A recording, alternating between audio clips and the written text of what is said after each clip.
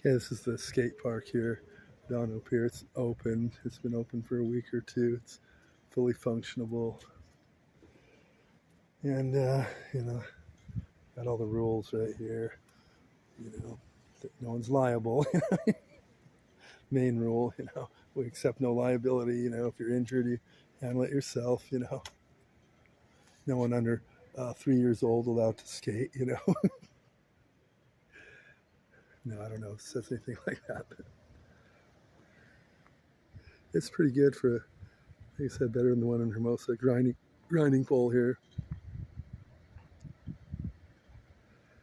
And the lighting, see, isn't bad. That's how it should be, not too bad. And that bank there is pretty nice. And right here, you got the submarine tours. They got submarines. You could take a submarine to, goes pretty deep and under, near the bottom of the ocean. Take one to Catalina. They're pretty cool. No, it's just a glass bottom boat, but they dress it up like a submarine. And you got the Redondo Beach whale watching nature tours. This is the place. You can get the Catalina Express, go to Catalina, I believe. Sure, they got that here. Whale watch prices. It's not cheap, but it's not expensive. Military and seniors are only $43. Everyone else is, adults are $46.80, and children are $41.80. And they serve free complimentary Corona beer while you're on the whale watching boat. Looks like a better sign than the last one I seen. Yeah, you got a little damaged kind of window up there. That's all right. It's just a little ticket booth. Some vatos carved their name. R13, Viva La, I don't know.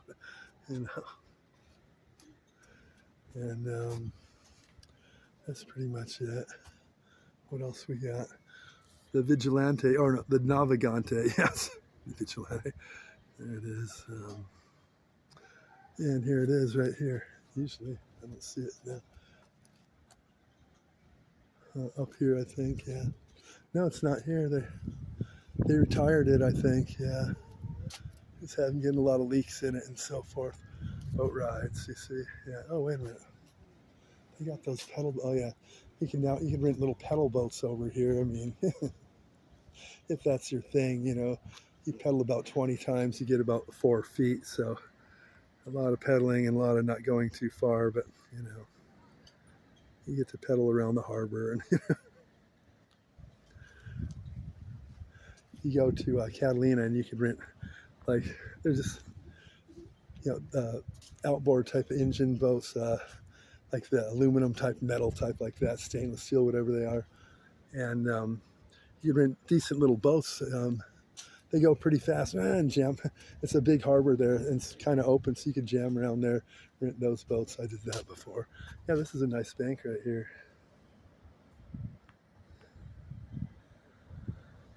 Yeah, and I got videos of that. I got videos of doing wave runners and Jupiter Island, in Florida. And videos of the road at the, anyways, the one place in Florida. Oh, anyway, it's an amphibious car boat. So it looks like an old military one. They painted it up, kind of look corny, like yellow, and they call it the Diva Duck. So you drive around the city. It's got big tires. It's a big thing. Drive around the city, and then it makes its way into the water. It just starts, and then it turns into a boat. It doesn't morph or it doesn't change. It's just you go into the water, and the engine kicks in. You cruise around in a boat, So it's just, it goes straight from the, the land into the sea. It's pretty cool. And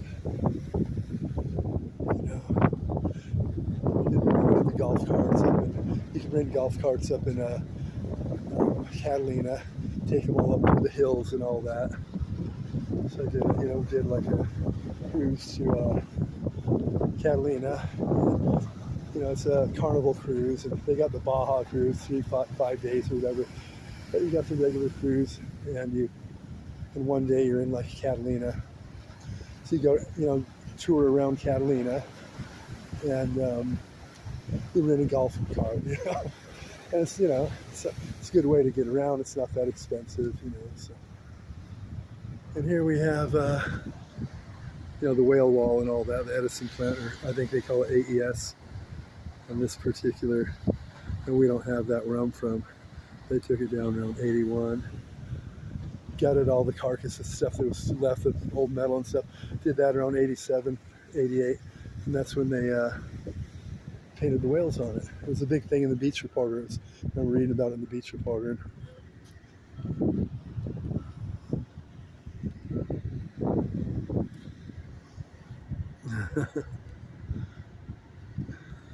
Here's the moon here. The moon shining, moonshine. I don't know if that white dot that's in the camera is. See that? I've always had that on all my cameras for a while.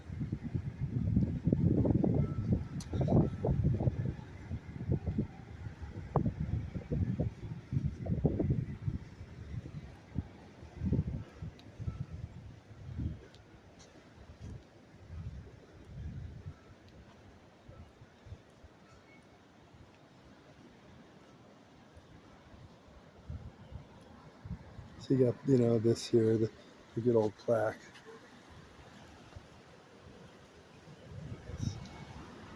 The true look of nautical corrosion and all that. There you go. Oh, God. Things move pretty good. Seagulls fly good. At the beach area with wind, they can fly up there, just float around for hours without even, flapping their wings or whatever.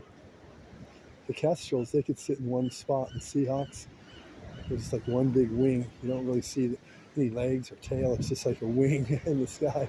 They're mini hawks. That's like the smallest hawk, the kestrel, also known as the Seahawk, like Redondo High, Seahawks. And they can sit there in one spot. You think it's a coyote. And then you see a little fluctuation, little wing movement, like the tip and the back wing move a little bit to compensate for any wind. They got it so wired they could sit literally in one spot for an hour or two, however long they want, without moving. Seagulls and other hawks and crows and stuff, blackbirds, whatever, they can't do that. No other bird could do that I know of, that I've seen around the beach, except the hawk, you know what I mean? This kestrel mini hawk. It's like an authentic hawk, like a big one. It's a mini hawk, so they're pretty cool. They come usually from PV, and they fly along the Esplanade. They hang out above the ice plants. And they hang out above the ice plant there because they're in one spot way up high. Like you heard the term eagle eyes. All birds have really good vision. When they see a lizard down there in the ice plant, they point straight down. They go, this is it. They go straight down. Nothing's slowing them down. And they snatch it up and turn up just as quick. It's not like they stop and eat it down. They go boom and shoot right back up. And then it's in the bird's stomach before the lizard even knew what happened, It's that quick, It's like you kind of feel bad for the lizard, but it happened so quick, he didn't even know what happened, So, and this was the shark attack, This looks like a boat here, a little different, I think. And here we have you see, what do you have? You got a pier that burnt down. I was here the day it burnt down. I saw 2 firemen carrying from, when you enter from Torrance Boulevard, carrying the hose up through there. They're kind of like clowns, and they're dropping it and picking it back up. 2 of them, and they weren't going too quick, and they were kind of goofing off as they did. I think they thought it was no big deal. They didn't realize the whole pier would burn down. And they don't get a whole lot of practice. Let's face it, not a lot of fires in the, Redondo Beach, right? They brought it up to where the fire was in the little restaurant here, and there was the fire, the grease fire, and they blasted it with the hose, turned it into a damn inferno. You could have broke out one of those little red fire extinguishers, with the powder in it, and so you keep those handy in a kitchen, and it would have just put it out. They're so out of practice because there's not a lot of fires. They hit the grease fire with water, which is kind of like, hitting the fire with gasoline, and it turned into an inferno, a roar. Flames are shooting out the windows like, shit, what happened there? And before you know it, it made its way further and further, and the whole damn pier burnt down. A tiny little fire, like a stovetop fire, a little fire. All of a sudden they hit it with the water. Oh, well, we got this one. Like an inferno. It's like, yeah, I swear. So then the whole pier burnt down. Chin was bummed because the bamboo hut was like one of his favorites. Didn't have indoor seating. He had benches with little tables in a private little area that were probably about from this fence here, or this rail, to about here, this deep. There's places where people could sit. It's basically like teriyaki sticks is all he basically sold there, but they were good. I learned how to make them from him. I duplicate them at home, kind of on the Farberware, get some flank steak and put some teriyaki on it, pour it over the top while it's cooking, drip it in the pan in the bottom, and pour it back over and keep going. Probably not as good as his, but not bad for homemade. I was just a kid. And he nicknamed me the Teriyaki Kid. Because in the 9th grade, my friend Bob Wilson worked there. And they didn't, let's face it, the pier, they don't make a whole lot of business, especially when it's not summer, right? It's more of a hobby for these guys that run the places. And my friend Bob Wilson worked there, and he's from Philadelphia. He came in a little late in the year, lived with his dad out here. He became a friend of mine. And so I went to buy some teriyaki stick. No, I didn't. No, I didn't. I went to talk to him there. He's working. So I'm like, "Yeah, you want him teriyaki?" He says, "Sure." And he gave me one. That's cool. Didn't have to pay for it, right? Didn't think much of it. I've always had friends at the pier that work at different places, Charlie's or wherever. And Terry used to work at Hickory Farms. They had a big old, all different beef jerky and big buckets of it. I'd fill my pockets with all sorts of it. They wouldn't even dent it, It's all kinds of beef jerky. But anyways, he gave me the beef sticks. I started walking down the pier with my beef stick, eating it. And Chin was walking up from coming up to go to the bamboo hut, the bamboo hut was basically right about right here, right in this area right here. And it was just a little window you went up to with the seating that came out. It was good though. And so I basically, he saw me with the beef stick. So he saw Bob Wilson and says, "Oh, so you sell a teriyaki stick?" You don't get any business, right? No, I didn't sell it because he didn't have any money to compensate for the one he gave me. So he realized that, so someone must have stolen it. I saw the young man walk. Yeah, no, I didn't sell it. So later in life, and that's probably about 24, I'd be here at the pier, and he goes, "Oh, you're the teriyaki kid, I know you would take the teriyaki sticks and eat it, but I really didn't. My friend gave it to me. I didn't steal it. He gave it to me, but I didn't tell him that I didn't steal it. I let him. He just knows me as the teriyaki kid, And so that burnt down. They promised to rebuild the pier, and they promised to rebuild his bamboo hut. He loved that bamboo. He owns Charlie's when you walk onto the pier, named after Charlie Chaplin. And the bamboo hut didn't open up, so he bought this place right here. He called it the Seagull. It was like a breakfast place, made breakfasts and stuff. He had a special there for like $2.29, really cheap. I go here. It wasn't that much, but like an English muffin, 2 eggs, and some hash browns, and I don't know, maybe a couple of pieces of bacon or something. It was pretty light, but it was cheap. But that was the Seagull, it was called. I don't know if he kept that. I think he eventually got rid of that. Because I know he owned the bamboo hut and he owns Charlie's. Back then you could buy these places and actually own them. Just like Schumacher owned the Fun Factory, which was the arcade down there by Quality Seafood. And he ran the balloon stand. Were friends that people I knew back then, like Mark Nexke, Craig Stanton, Brian Penny, who else? People that I knew when they worked for Schumacher, and ran and worked at the balloon stand. So it's right here in front of Slightly Different. So when people entered the pier, it's like a tourist thing. Then you buy your balloons for the kids and stuff. They have something to go home with, like a souvenir. They came home with a balloon, And you got Old Tony's here. And they had regular Tony's was right over here where this Japanese, was it Japanese Mexican food or something? something unusual like that. That's what it is now. But the regular Tony's was right there, and this is always old Tony's. Yeah, had a real old seaman type of feel, like a good old sea type of old school fisherman type of feel when I was a kid. When I first came to Redondo, when I was in the beginning of the second grade. This is it, the Mason Riz. It's a French Japanese cuisine. You know, French French Japanese is some of my favorite. I like the Mexican Japanese too, and but this was, I believe, where Tony's was. Yeah, then they had Old Tony's. So they kept Old Tony's. This is slightly different place where you go for your magical dragons and that sort of thing. And let's see, here you have your voodoo dolls. They're a big seller here. Ozzy Osbourne has that song called Little Dolls. The pins and needles prick the skin of little dolls. Your fate is in his hands. It's about voodoo dolls. But here they are.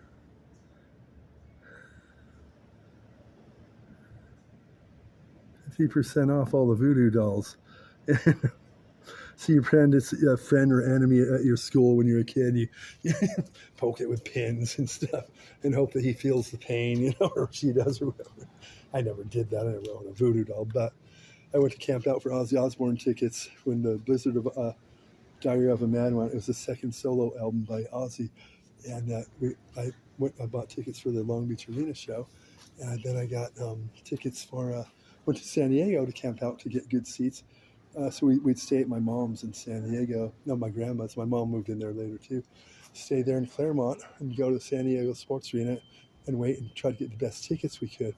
So when we went there, I brought the album with me, Ozzy Osbourne, Diary of a Madman on the front. It shows him looking really weird. I think it's got like an upside down cross. He's not saying this is a gimmick to sell music, making himself look like really, bad. It was kind of over the top, a little too over the top. Obviously not a real devil worship or anything. And my grandma said, wow, let's see. I said, yeah, this is the band we're going to be going, the show we're going to see. That's why we're here getting tickets. Let me see that. She looks at the album. She pulls out the inner sleeve when I was reading the lyrics. She's, oh, Jeff, she says, this is a sick man. And that's what these guys want. They want that because that's what makes the kids like it more. You know what I mean? This is a sick man. I wouldn't be listening to this, Jeff. I said, why? She says, I'm reading the lyrics. The little dolls, the pins and needles prick the skin of little dolls. No, and then she sees this adult all dressed up with ghoul thing on. It's kind of funny because that's what bands like Alice Cooper and Ozzy is. The idea is to make your parents hate them, then you like them more. You know what I mean? Alice Cooper got famous because he was his manager was Frank Zappa. Alice Cooper just was a little band from Arizona that came and played little Hollywood shows and stuff. And they didn't have any money or anything. They all slept in a van, like that. And so for a prop, what he'd do before a show, they'd go to the Goodwill and pick up down pillows, right? And they'd put them all around the outside of the stage up front and stuff. They'd be on the ground down there. No one would think anything of them. Partway through the show, I don't know what song they do it with. Before they put them out there, they slit the tops of them with razor blades. So partway through the show, he'd go and he'd jump out there and start stomping on them. And the feathers would start flying all over. And it created like a reaction. You're like, what the hell is this? You know what I mean? And yeah, how you doing? Yeah, you look like a rock star. And so he, that's how he'd get attention. The feathers would be flying all over. Well, the word got out that this man, Alice Cooper, stomps on baby chicks in a bag on stage. And he had the animal rights people that would be out there at his shows and protesting. People protest, swear to God. So he called Frank Zappa, his manager, and said, they're claiming I'm killing baby chicks on stage. It's just pillows. He goes, what you do is this. It's on the news and everything, right? Yeah. What you do is this. You don't admit to it, but you don't deny it. He says it's free publicity. You know what I mean? You're on TV, you're getting talked about on TV, and the kids, oh, I want to go see that. So it worked. That's kind of what made him famous and got him a following. You don't admit it, but you don't deny it. If you don't admit it or you don't deny it, they just assume you're really doing it. So here's the trash cans on the beach. The top, there's no tops on them. It doesn't appear to be, which is good, you know. I don't think, is there? Looks like just bags. They look open in the top, yeah. Looks like bags folded over. Looks like they had tops, but they took them off. They still got the ring around it now. They look open on the top, no? Still tops. Well, I know most of these Earths I've been to, all these trash cans are lined along the bike path like you see up here. Let's see. You see right up top here, lined up along the bike path. So you got to realize, bikes riding down the bike path, they don't have any trash. They're not eating a picnic on their bike. They got nothing to throw away. So you really don't need them there, right? But they took all the ones on these others, took them from the sand, and you don't need them this close together on the sand either. They're like 15 feet apart, you know. You need them about every 100 feet, you know what I mean? Like they got 1, 2, 3, 4. That fifth one down there, like way down there. One about every 100 feet, you know, maybe 120 feet. People can walk to them. But when you got too many people laying out, they don't want to be laying out around trash cans. You know what I mean? That's a bit much. But to have them on the sand rather than the bike path makes sense, because when you're at the beach and you're eating your food on your towel, your little picnic you got, whatever, you want to be able to throw away your food without marching all the way up here. People at that point would just say, screw it, I'll just leave it here when I leave.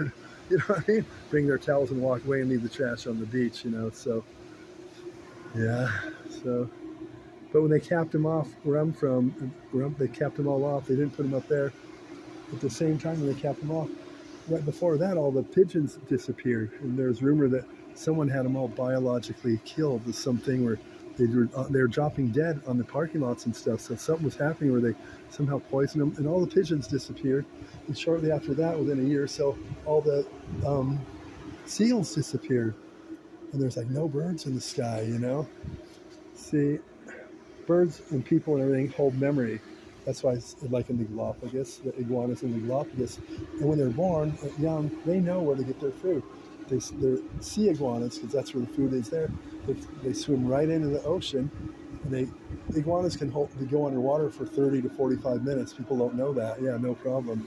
And they go underwater and they swim down there, and they go up to the rocks and they pull mussels off the rocks, and they eat rocks and stuff. In Colombia, they live in trees and stuff. They eat leaves and little bugs and so forth. But they know what to do also, because it's in their memory from their ancestors before them. That's what they do there. So they know it's in their DNA and everything. They know automatically what to do. That's just like how animals know how to have sex without a lesson or watching something, and sex education at school or whatever. And kids and people, when you're younger, you learn about from people talking about it and stuff like that. But animals just know what to do. And I had 2 Bengals and 2 Savannahs. I had 2 Bengals and a Savannah. We got one more. They're all male. They're males. We got it one more, and it was the sister of the other Savannah. It was a runt of the litter, and she's a female. And right when I brought it there, the other ones, like the Bengals, like Kona, so it looks like a tiger, like a leopard spots and all that. He runs over. He's only like months old. He runs over and he's trying to hump the cat, and nothing's lining up. You can tell he doesn't know, his mind is kind of out. He's jumped on top of him. It's like, they know what to do without, how they just instinctively know, like me, when you look at a cat, you walk in and see a bunch of cats, you can't tell which one's a boy or a girl unless you look really close. Cats know right off, they know this, they just know other cats. But anyways, so the birds here, every generation, they know where they eat is out of the trash cans. That's where they eat. Or tourist food that they bring. So they'll sit about 30 feet from your towel. They know the ones that have food. When you walk up to the ocean to put your feet in to test the water or to swim, they go immediately for your food. They tear into your bag. And then you come back, you're, hey. And they're flying off with it hanging in their mouth. Your food's all over. And they'll wipe out all your food, So this is how they've been eating ever since I've been a kid, since I came to Redondo Beach in the 2nd grade. And that's how they eat. So when we blocked off the trash cans, they didn't know where to eat, because they would go in the trash cans, and they never made a mess, because they have the tractor that comes out and pulls that big rake thing from this all the way to Torrance Beach, and it cleans any trash in the beach. And you know, it was never a dirty beach ever. So there was never an issue with them spreading trash around or anything. But when they capped off the trash cans, it was right around when the seagulls disappeared too, because for generations, for decade after decade, they've known to get their food in the trash cans. Now the trash cans are capped off, and they're like, they don't know what to do. So most of them, I think, migrated towards like Torrance. So you look at the seagulls in Torrance, you'll see the wingspan isn't as wide, and the tails aren't as big. Because at the beach, you have direct wind. So a seagull flies up in the air, doesn't have to flap around much, it just floats around.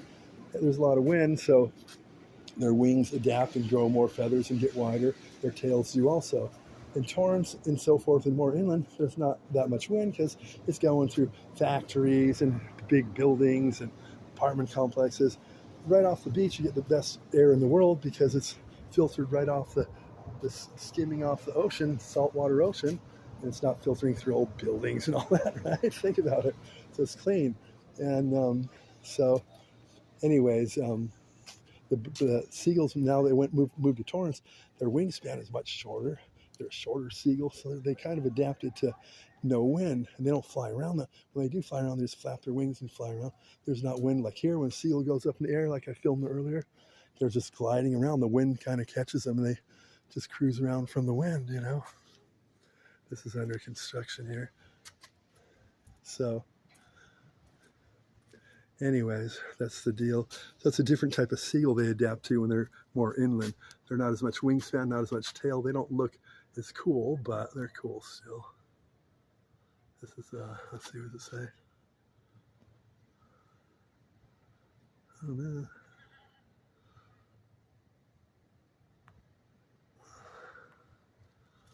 Look at it this way. It's kind of an old school thing, but I guess it's a alarm, or wait. Oh no, key. Turn that key. It's going to either set your alarm or it's going to turn the lights or something like that, you know. Nothing that is old school lockbox there, I mean. But it's industrial, so it looks pretty, you know, no one's going to break into it. But I think I popped it open once and charged my cell phone out of it. It's easy to pry open. No, I'm joking. I didn't do that. And, some seagulls, they disappeared too. So all of a sudden in Redondo, where I'm from, there's no seagulls and there's no pigeons. Pigeons aren't even native to the United States. There's a lot of them that were here because they breed quickly, but they're excellent flyers. People see them bobbing around and pecking at the concrete and stuff. They have a purpose. They're doing that for a reason. And they're actually really smart birds, super smart, and smart birds. And we brought them here from Europe as homing pigeons. They're so smart, they'll deliver messages from here to there, and very accurately. You can train them to do a lot of things. So there's more to pigeons than people think. They're not just some dumb bird that goes around pecking at things and crapping all over. They're actually super smart, and they're excellent flyers if you were to watch them. You see them flying in the sky, you don't even realize it's a pigeon. It's like, wow, that bird's flying pretty good. It comes down to the ground, it's a pigeon, you know?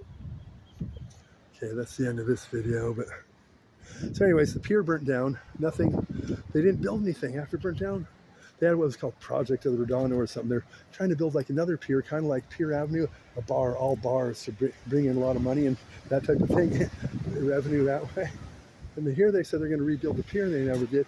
They're trying to get approved to build that another type of pier way on the other side of the harbors, and it didn't get approved. And Chin was always bummed out, but they never rebuilt the bamboo house like they said, you know. And but here's what they did on top of the parking lot: a lot of office spaces and so forth. They built a lot of those, so they make money from renting the office spaces. There's a lot of those. Rather than doing that, why not build on the pier too, and offer really cheap leases, really cheap rent? Because let's face it, those places don't make any money. Most people that have places on the pier, it's more of a hobby. You can't make a living off it. If you tried to, you'd be ended up living in your little thing. You know? You wouldn't have to pay any bills, because during the winter and everything else, there's no business. Only in the summer, a bit in the spring and summer is the only time you get business. So, you know, there's only so much you can make anyway. So none of the places bring in that much money. So you lease them for really cheap, just so people coming here have something fun to do. Like in the good old days, there were shops, saltwater taffy making machine, you buy it there, little jewelry shops and different restaurants like the Polynesian over there. And they used to be there. And there used to be Cattleman's and Kincaid's now. It used to be called Cattleman's. And so they should build places on the pier. Maybe they don't want like the kind of tourist people here, but as a kid, or if you had a girlfriend and you wanted to go do something for cheap, that's cheap, and you feel like you really did something, you walk around the pier, look at the little shops at night. You know, technically, when you live here like me, it was really not a whole lot there. It didn't seem like much, how much I was interested in, but now it really seems like nothing, boring. You know what I mean? So, anyways, if they should give people really cheap, rent. So it's not like, because you might not make enough money to pay your rent for the down place. That's how, because you don't get any business. You got to have a little stock of money to pay the rent throughout the winter and so forth, and wait till summer comes. So you're really always going to be behind. So it's more of a hobby. A lot of stores people have are more of a hobby. You'll find if you do the math of how much it costs them to lease it, they pay an extra fee to hang a sign out front, a tax for that, and then you think of how much business comes in. You think, man, this place, I never see anyone coming in and out of there. How do they pay their rent? The guy likes that type of store or whatever. It's his hobby, or the woman or whoever. It's just a fun thing to do if you have extra money. It costs you money to have a store, So you don't make money, you have to pay money to have one. So they need to put stuff back out on the pier, and have cheap rent so people could keep them open and sell cool things. And I don't know. At one point when I was a kid, they were proposing putting a big roller coaster and stuff on the pier here. Yeah, that didn't go through. But years earlier, I think in the 40s and stuff, they did have a roller coaster on the Redondo Pier. When I was younger, down at the boardwalk down there, where Najas and all that, there's the Fox Theater. They had the Marina Theater at the top of the hill here, Torrance Boulevard and Catalina, on the southeast corner. And they had the Marina Theater is always a good price. It was always a double venue, so you got to see two movies. There's always a movie that was current and new, and then a movie that's been out for a few years. But either way, you get two. It'd be like $1.75 to see two movies. It was always really cheap. The Fox Theater down the boardwalk is old school. It's big. It's like probably from the 30s or something. But it was getting rat infested. People were talking about, seeing the movie, feel a rat going by their ankles. So they eventually took it down. When I was a kid, I saw Dirty Harry there. The woman there was really, she turns around and tells my mom, as a little kid, oh, you should be ashamed of yourself for bringing your kids to this. Go ahead, make my day. Fuck you, the guy says, and puts a joint in his mouth or something. Weird shit like that. She shouldn't have brought us there. That's not good for kids. The woman was disgusted with my mom. And then you got Kincaid's. There used to be Cattleman's. I ate a few times at Cattleman's. Good steak, so. And Outback, they've got a good prime rib. It's pretty good, believe it or not. And their steak, when you look at the menu on the steak, seasoned with this, and all this stuff. I think, man, the way I make a steak is I char it really good on each side, a little red on the inside. If you just flip it once and char it really, really good, then you just put a pinch of sea salt. A steak without anything can often be blah. A pinch of sea salt makes the flavor come out. That's all you need. So when I first started eating Outback, I'm like, man, all these herbs and things they're topping with, it's going to taste gross. But even though they claim it has all this, and it looks like it has all this stuff on it when you get it, it doesn't really taste like it has a bunch of crap on it. So the steak tastes pretty good. It's not like going to Sir Winston's on the pier, you know what I mean? That's like, a steak is $75. It's called Sir Winston's, named after Winston Churchill. And they got really good French onion soup. And the whole top of the bowl is a big thing of mozzarella. It's melted right over the top, so you can't even see the soup. It's a big, like a tent of mozzarella above it. So when you want to eat it, you put your spoon through the mozzarella, you stir it into the French onion soup, and it's really good. But the steak's really good. They got a good supplier. They cook it professional. Some people they won't even let in there. If you look like crap, they won't even let you in. It's one of those restaurants, I've seen people getting turned down there, Not me, of course, but you know.